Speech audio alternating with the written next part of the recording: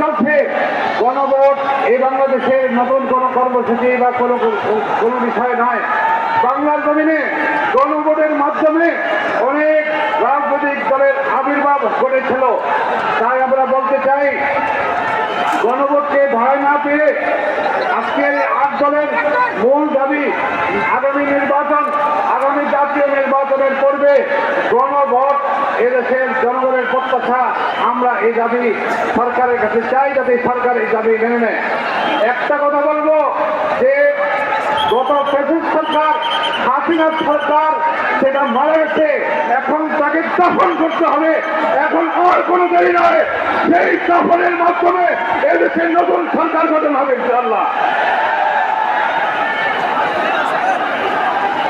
সংগ্রামী ভাই এবং বন্ধুগণ, আজকের এই ঐতিহাসিক বিষয় সমাবেশে ইতিমধ্যে আমাদের মাঝে এসে উপস্থিত হয়েছেন বাংলাদেশ জামাত ইসলামের সংগ্রামী আমির, মানবিক বাংলাদেশ নির্মাণের অন্যতম সক্রিয় চেষ্টা।